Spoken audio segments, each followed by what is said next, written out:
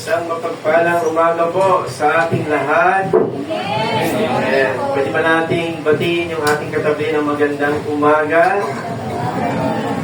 Okay, ngitian po natin sila. Yan. Salamat po sa Panginoon dahil nandito tayo. Palpakan po natin si Lord sa umaga po na ito. Muli po ang Panginoon. At tayo po ay magpapatuloy po ng ating last message po for this month sa ating series po na Vibrant Start. And ang topic po natin sa umaga po na ito ay the power of God's Word in facing life challenges. The power of God's Word in facing life challenges. Ang kapangyarihan ng salita ng Diyos sa pagharap ng mga hamon po sa ating buhay. Sige po, itaas po natin sa Panginoon ang mensahe po ng Panginoon. Aming Diyos, salamat po sa oras na ito, sa inyong kabutihan na patuloy na pinaparanas sa amin. Salamat din po sa kalayaan na binigay niyo po sa amin upang pag-aralan ang iyong salita at ihayag, O Diyos, Lord, sa umaga na ito, at tanggapin ito, Panginoon. Ang iyong banal na Espiritu ang patuloy na manguna, gumabay, at magbigay sa amin, O Diyos, ng pangungusap na naayon o naakma sa aming buhay, Panginoon. Kayo, O Diyos, ang nakakaalam ng kalagayan ng aming buhay, ng sitwasyon ng aming kalooban. At kayo ang mabuting Diyos na patuloy na puno-puno ng biyaya para tulungan kami. Lord, sa umagitan, O Diyos, Lord, ng iyong mga pangako, Panginoon. Salamat po. Nawa ang aking preparation, Panginoon, ay samahan niyo po, Panginoon, at mahayag ko po ito, Lord, na malinaw, na merong kapangyarihan, Panginoon, sa pangalan po ni Jesus. Amen. Amen. Palakpakan po natin ulit si Lord. Okay, praise God. Yan po, no? The power of God's Word in facing life challenges. Sa buhay po talaga natin is meron po mga hamon po sa buhay. Ang sabi po ni Jesus sa John 16 verse 33, sinasabi ko sa inyo, ang mga bagay na ito para magkaroon kayo ng kapayapaan sa akin. Daranas kayo ng paghihirap dito sa mundo. Daranas kayo ng paghihirap dito sa mundo, pero magpakatatag kayo dahil nagtagumpay na ako laban sa kapangyarihan ng mundo na ito. Sinasabi po ng Bible sa atin na mismo si Jesus po ay nag-advance na po ng pagsabi sa atin na tayo daw po ay makakaranas ng mga pagsubok, paghihirap sa mundo na ito. Sa English po, yung paghihirap dyan is tribulation. Pag sinabi natin tribulation po is yung outside pressure. Yung mga nangyayari sa labas na hindi natin kontrolado. Yung sinasabi ni Jesus dyan. Pero sabi niya, no, may pangako siya dyan. Ang pangako niya, dalawang pangako dyan, no? Ang pangako niya ay magkakaroon kayo ng kapayapaan sa akin.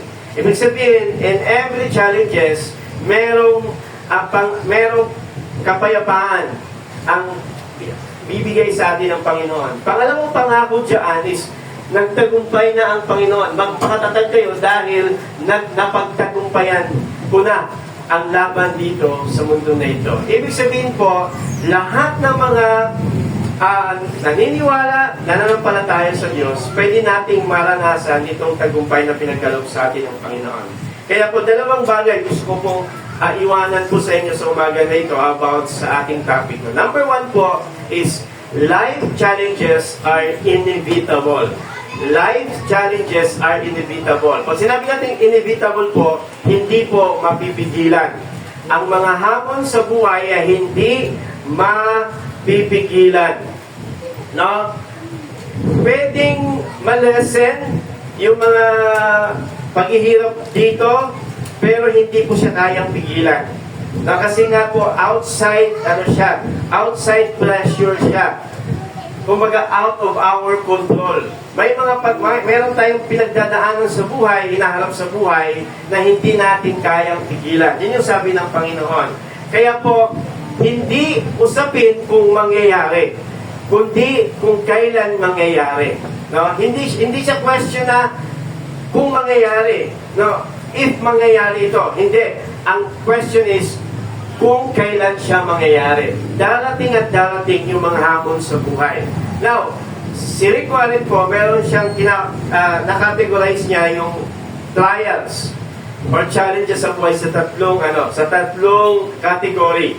Una po is yung common challenges. Tayo na po mga tao, meron tayong naranasan na common challenges. Pag sinabi natin common challenges, common, ibig sabihin, pwedeng maranasan ng hindi mananampalataya at pwede ding maranasan ng nananampalataya. Common siya sa lahat ng tao. For example po, day-to-day challenges. Mga pang-araw-araw na hamon sa buhay. Sino dito ang nakakaharap ng mga pang-araw-araw na hamon sa buhay?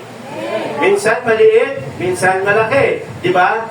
How I wish, no? No, yung araw-araw nating buhay ay perfect palagi, pero hindi po talaga. Di ba? Merong hamon sa kalsada, sa bahay, sa trabaho. May mga kanya-kanyang challenges po tayo na kinakaharap po dyan. Okay? Now, si Lord, hindi niya dinamis na maging perfect yung buhay o maging perfect yung araw-araw natin. Ang promise niya is magkaroon tayo ng peace, magkapayapaan kahit sa gitna ng mga pagsubok po na yon. Kaya day-to-day challenges. Pangalawa, relational challenges. No? Meron tayong naranasan na conflict po sa family, sa simbahan, at kahit po sa trabaho, may mga conflict po, relational challenges. In fact po, relational challenges, ito po yung parang mabigat na hamon. No, magkaroon ka ng problema sa pamilya, sa relasyon mo sa iyong asawa. Tama mo ba? Agree ba kayo na mahirap? Parang hindi kayo okay ng asawa mo. Mahirap, di ba? Ang hirap, di ba? Pero hindi natin maiiwasan. We are not perfect. No? Meron tayong mga kahinaan po sa buhay. Pero, no, may pangako pa rin si Lord sa church. Hindi rin po perfect ang mga tao sa church. We can experience conflict po kahit po sa work. Okay? Ano pa? Physical challenges, health issues. Meron din tayong naranasan ng mga problema po physically. Di ba? Kaya it's a matter of when. Sometimes, kahit po napaka-healthy ang ating lifestyle, minsan nakakaranas pa rin po tayo ng mga abnormalities sa ating physical na pangatawan. Why? Because this body is not perfect. Yung ating katawan, ang hindi na nakakaranas po ng anumang sakit, no? And minsan, mababaw lang, minsan naman severe. Nakakaranas tayo ng gano'n. Ano pa? Yung moral and ethical challenges. Ano mong sinabi natin moral and ethical challenges? Yung, pag sinabi natin moral kasi, morality, is yung challenges ngayon na pag-alam o paggawa kung ano yung mabuti at masama. Sa society natin ngayon, merong confusion, napakalaking confusion kung ano yung tama at saka mali. Minsan nga nagkakabaliktad eh. Kung ano yung mali, yun na yung kinakasiyahan na gawin ng tao. Di ba? Kung ano naman yung tama, yun yung kinakahiyang gawin ng mga tao. Kaya moral challenges po yan. For example po, yung identity ng isang tao, ng isang kabataan. Di ba? Pag kunwari, bata, identity niya, nagkakaroon sila ng identity crisis. Di ba? Ibig sabihin, hindi nila alam kung sino sila. Kaya nga po, kahapon mo din ako ng gawain, no? Yung greatest question today is yung tanong na, who I am? Who am I? Kasi the word confuse yung pagkatao ng tao ngayon. Tama ba? For example po, sa ibang bansa, no? Sa ibang bansa, kino-confuse nila yung identity ng mga tao. For example, pag pinanganak yung isang bata, ang ginagawa nila, hindi mo na nilalagyan nila ng gender. Pero sa Bible, ano sabi ng Bible? Ang gender lang is male and female. Pero sa ibang bansa, hindi na nilalagyan ng gender. Bahala na yung tao na pumili ng gender. Di ba? Kaya, merong confusion, merong ethical and moral challenges. Tayo po, kahit sa atin, sa mga magulang, challenge po sa atin yon sa pagpapalaki ng ating mga anak. Amen po ba? Anong sasabihin natin? Anong gagawin natin pag yung mga anak natin is na-confuse sila sa kanilang identity? Di ba? Kaya yun po yung mga moral and ethical challenges po ngayon na kinakarap natin. Marami pa po, no? Marami pa tayo. Na pangalawa is yung carnal challenges. Carnal trials. Pag sinabi natin carnal po, is yung fleshly. Yung mga challenges dahil sa ating mga maling desisyon sa buhay. Mga maling nagawang desisyon sa buhay.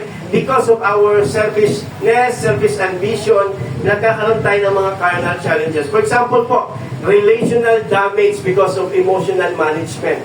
Di ba? Ibig sabihin, nagkaroon ng parang damage sa relasyon mo sa family dahil meron tayong emotional management. Mabilis tayo magalit at pag nagalit tayo is parang hindi tayo mapigilan. No? Kaya minsan nagkakaroon ng damage po dyan. Ano pa? Wrong financial decision. Because of parang ating mga nais sa buhay, mga gustong gawin, minsan nagkakaroon tayo ng wrong financial decision. Di ba? Lalo-lalo na po pagdating sa finances, pag nagulo yung finances natin, minsan nagugulo yung natin, di ba? Yung buhay natin, di ba? Kaya po, yan po kinakalap natin. Ano pa? Yung pride, no? Yung ating pagiging mapagmataas. Nagkukos siya ng mga trials sa buhay. Carnal challenges. Ano pa po? Christian challenges. Hindi porke na Christian tayo, ay hindi na tayo kaharap ng mga pagsubok. Ano ba yung mga Christian challenges kinakalap natin? Is yung persecution because of following Christ. No? Salamat po dito kasi karamihan naman po dito ay mga magulang, ay kasama yung mga anak, pero sa ibang mga pagkakataon po, yung kunwari, asawa lang. Sabagay, meron din naman dito na yung asawa lang umaatin. Minsan, yung asawa, hindi siya agree dun sa ating pananampalataya. Minsan, napipersecute tayo. Minsan, nahahanapan tayo ng mga putas dun sa ating ginagawa. Yun po, dahil sa ating pagsunod kay Kristo, dahil sa ating pag-attend, sa ating pagdating sa mga gawain, pinipersecute tayo ng mga taong nasa paligid natin. Medyo mahirap yun, lalong-lalo na po pag family. Di ba, may mga pagkakataon po, kabataan, pinipigilan sila ng mga magulang nila na umatin. Napakahirap po yun, kasi siyempre yung family mo, yun yung palagi mong kasama sa buhay. Tapos, pinapahalagahan mo ang Panginoon. Anong pipiliin mo? No? Kaya, humaharap tayo sa ganung mga challenges. Ano pa po? Yung pressure in society because you do what is right. You do what is right. Diba? Sa mga kabataan na yan dito, nakakaranas ba kayo ng pressure sa school dahil sa inyong pagsunod sa Panginoon? Alam niyo po, lalo-lalo na sa mga kabataan, pag nakakaranas kayo ng persecution or pressure sa paligid, sa school, dahil sa inyong pagsunod sa Panginoon, matuwa kayo. Alam kung bakit? Kasi sinusunod niyo ang Diyos. Kasi kung hindi niya sinusunod si Lord, ibig sabihin ka, isa kayo doon sa mga takbo ng mundo. Kaya pag inisip na, pag inaasal kayo sa school na, ay, born again, ay, pastor, ay, eto, corny naman to, hindi nakikijoin sa amin, matuwa po kayo. Alam mo bakit? Kasi hindi tayo nakikisang-ayon doon sa takbo ng mundo na ito. No? Tama ba? Tama? Kaya, dati po naalala ko nung high school ako, inakasal akong pastor doon sa klase namin. Mas lalo akong natutuwa. Kaya nga, dati pag nag-report ako, is, sabi ko, amen po ba? Sabi ko sa mga na pag-report ako sinasamahan ko po ng mga Christian thing. Mas okay yun. Kaysa sa Krisyano ka, tapos kasama ka doon sa mga kopyahan. Mahirap po yun. Okay, diba? Kaya, Christian challenges po yan. Marami pa po, no? Marami pa. Now, sabi natin kanina, no? Na yung challenges are inevitable. Hindi mapipigilan. Tiyak na mangyayari. Kaya sabihin mo kasi sa katabi mo, huwag ka nang ma-surprise pag may problema ka. Sabihin mo sa kanya, huwag ka nang ma-surprise. Okay? Meron darating na problem po sa buhay. Hindi natin mapipigilan. No? Now, anong gagawin natin? Pangalawang bagay po is knowing and obeying the Word of God are inseparable. Pag sinabi natin knowing and obeying the Word of God are inseparable, ang pag-alam at paggawa o pagsunod ng salita ng Diyos ay hindi pinaghihiwalay. No? Kung meron kang alam sa salita ng Diyos, kasama doon is yung pagsunod. Okay? It is not enough to listen, to hear the Word of God, to know the Word of God. Kailangan merong pagsunod. Tama ba? It is not enough na mabasa yung Bible. Kailangan natin i-practice yung salita ng ating Panginoon. Kaya nga po, ang challenge natin dito, di ba, this year is yung, meron tayong 21 days Bible reading. At ang ating gagawin, paano natin gagawin yon? Kailangan nating read. Kailangan nating mag-reflect sa buhay natin, yung nabasa natin. Kailangan nating i-record. By the way, salamat po sa mga nag-record po ng mga video ninyo. Salamat po. At kailangan natin mag-response. Tumugon doon sa ating mga nabasa. Kasi po, it is not enough, no, to hear the Word of God and not to obey. It is not enough po na magsimba. Pagkatapos is kakalimutan lang natin yung mga narinig natin dito. Okay, tingnan natin mabuti. Idetalye natin yung binasa natin kanina. Sabi niya sa Matthew 7:21, marami ang tumatawag sa akin ng Panginoon, pero hindi nangangahulugan na makakapasok sila sa kaharian ng langit. Marami daw. Amazingly, no? Maraming tumatawag sa Diyos, pero hindi lahat ay makakapasok sa kaharian ng Diyos. Sino lang yung makakapasok sa kaharian ng Diyos? Ang mga tao lang na sumusunod sa kalooban ng aking Ama. Nakita niyo po? Kasi yung tumatawag sa Diyos, nakakarinig ng salita ng Panginoon, hindi po sapat yon. Ang mga tao lang na sumusunod sa kalooban ng aking Ama na sa langit. Verse 22, maraming magsasabi sa akin sa araw ng paghukom, Panginoon, hindi ba't sa ngalan ninyo ay nagpahayag kami ng iyong salita, nagpalayas ng masamang espiritu, at gumawa ng maraming himala, ngunit sasabihin ko sa kanila, hindi ko kayo kilala. Grabe, no? Nagpalayas ng masamang espiritu, nagpahayag ng salita, pero sabi ni Lord, hindi ko kayo kilala. Ibig sabihin, ang kinikilala lang pala ng Panginoon, yung mga taong nakakaalam ng salita ng Diyos at gumagawa ng salita ng Panginoon. Yun po ang totoong anak ng Diyos, totoong nananampalataya, nakakaalam at sumusunod sa salita ng Panginoon. This is very, This is very, para bang, itong verse na to, nakakatakot itong verse na to kung pinabasa ko po Kasi sabi ni Jesus, hindi ko kayo kilala. Grabe, no? Yung kilala dyan is yung wala kayong personal na malapitang relasyon sa akin. Sabi dyan, lumayo kayo sa akin, kayong gumagawa ng masama. Ang description ni Jesus sa mga taong nakakaalam pero hindi gumagawa is masama at hindi ko kayo kilala. That is the description of Jesus. Si Jesus mismo ang nagsabi nito. Kaya mga kapatid, napaka-importante po mga kapatid, na kinikilala natin, inaalam natin yung salita ng Diyos, at sinusunod natin ang ating Panginoon. It's very important po. Kaya sabi niya, ito yung ito yung encouragement ni Jesus. Dahil yung warning, ito naman yung encouragement niya. Kaya, ang sino mang nakikinig at sumusunod sa aking mga sinasabi ay katulad ng isang matalino na nagtayo ng kanyang bahay sa pundasyong bato.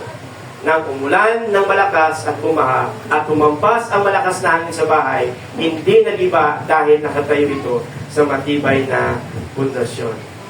Sino man nakikinig at sumusunod ay katulad ng isang taong nagtayo ng bahay sa pundasyong bato. Matibay. Ibig sabihin po, sabi dyan, nang umulan ng malakas.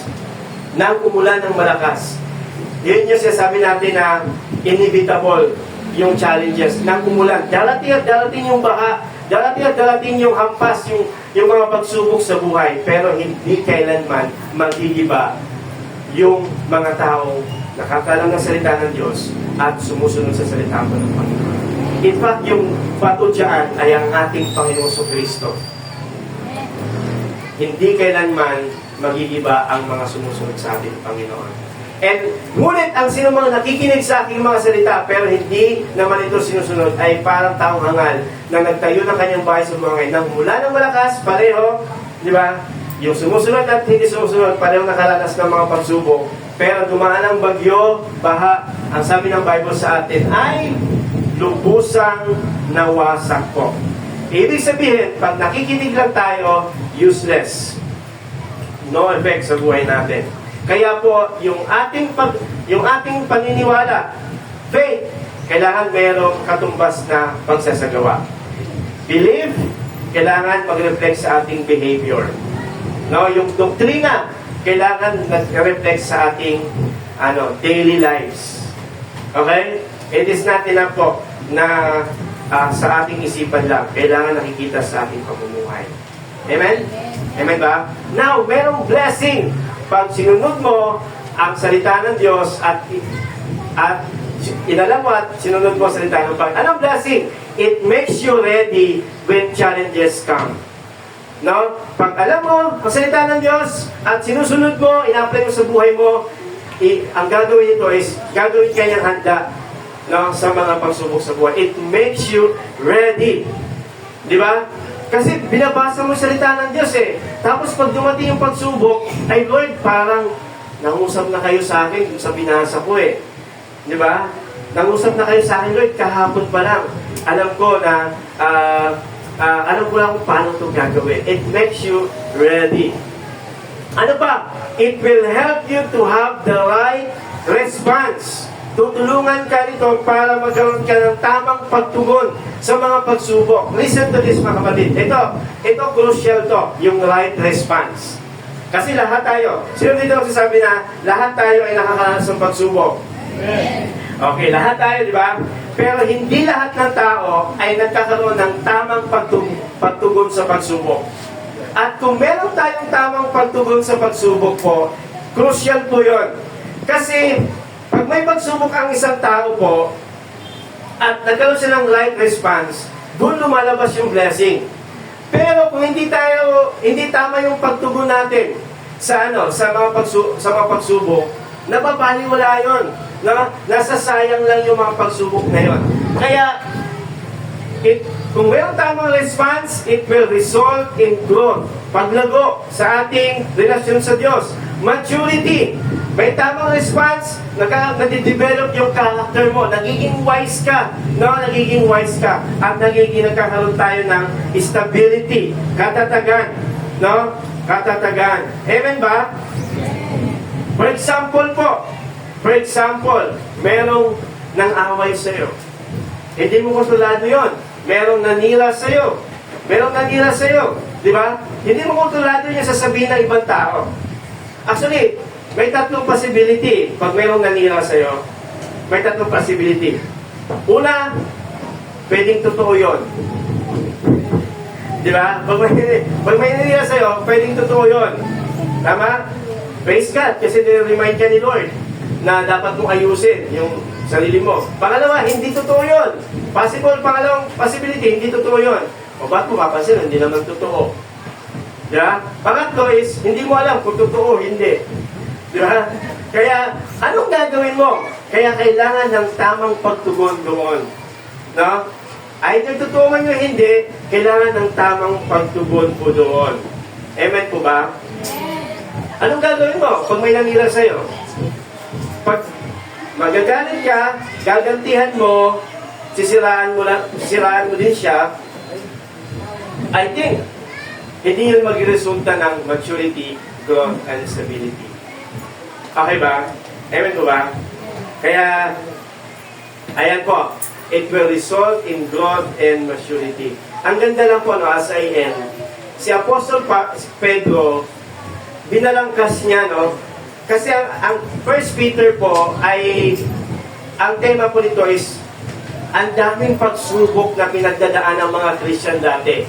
Kaya sumulat si Apostol Pedro ng book, kasi ang mga Christian, dumaan sila ng mga pagsubok. Pero tingnan niyo po mabuti, ang sabi ni Apostol Pedro po sa 1 Peter chapter 5, verse 6. Sabi niya, kaya't kayo'y magpakumbaba sa ilalim ng kapangyarihang kamay ng Diyos upang kayo'y itataas sa takdang panahon. Anong dapat natin gawin pag may pagsubok tayo? Magpakumbaba tayo. yung tamang pagtugon sa mga pagsubok is magpakumbaba tayo sa kapangyarihan ng kamay ng Diyos. Ibig sabihin, pinagkakatiwala mo sa Diyos ang mga bagay na hindi mo kontrolado po sa iyong buhay. Ano pa?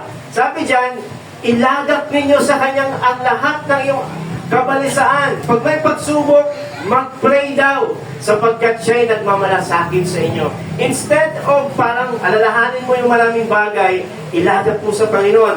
Ipag-pray mo sa Panginoon. Tapos, sabi dyan, magpakatino kayo. Magpakatino kayo. O, parang, sabi mo nga sa kanila mo, magpakatino kayo. Akala mo una kong basa dyan, magpakatalino kayo eh. Magpakatino kayo, magbantay kayo. Sabi mo nga sa katabi mo, sabi mo nga sa katabi mo, magbantay ka. Alam niyo kung bakit? Alam niyo kung bakit? Kasi, ang sabi dyan, magpakatino kayo, magbantay kayo, kasi ang dyablo na yung kaaway, katulad ng liyong gumagala at tumungal at umahanap ng kanyang malalapa. Merong kaaway na gusto tayong wasakin, sirain. Kaya magbantay kayo. Listen to this, mga kapatid. Makinig kayo mabuti dito. Listen to this. Lalong-lalo na pag lumalago ka, napapalapit ka sa Diyos, ginagamit ka ng Panginoon, umaating ka ng simbahan, lalong-lalo na pag may schedule ka. Meron kang part na pwedeng gawin sa simbahan. Lalo kang magbantay. Lalo kang magbantay. Kasi merong kaaway, gagawa at gagawa siya ng paraan para i-distract ka, para pigilan ka. Kasi siyempre, magpapagamit ka kay Lord, tapos merong nang inis sa'yo, hindi mo naman kontrolado yan eh. Parang sinasabi mo, no, pag merong nang inis sa'yo, nangasal sa'yo, bakit ngayon ba? Diba? Parang gano'n. Sa dami-dami ng pagkakataon, yung bakit Saturday pa o Sunday ng umaga or ano, di ba, gagamitin ako ni Lord. Bakit dapat mga Monday, Tuesday, para medyo malayo pa yung simba? Di ba? Kung kailan pa talaga, malapit, bukas na yung gawain o ano man, doon pa talaga, dumarating yung mga ganyang bagay. Kaya magbantay ka. Tama? Amen ba? O sabihin ko nga sa katabi mo, magbantay ka.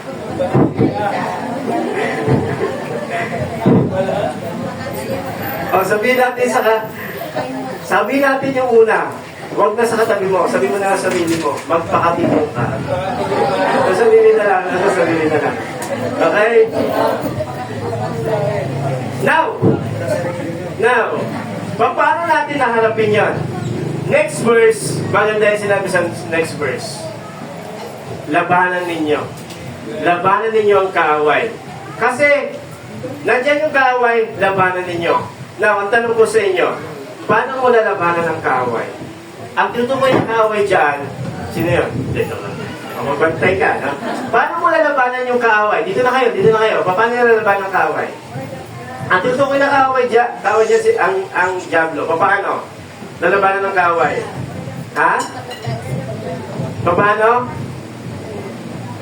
Word of God, tama. Paano nilabanan ni Jesus yung kaaway? Diba?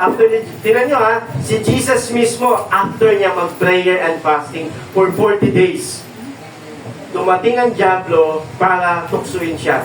Pero paano niya nilabanan? Ha? Word of God. Ano sinabi ni Jesus? Nasusulat, it is written, it is written, it is written. Tatlong beses, hindi tinigilan si Jesus. It is written, it is written, it is written. At anong nangyari? Umalis yung... Pero, kunwari, asawa mo, no? Nangasal sa'yo, huwag mo naman sabihin na, it is written.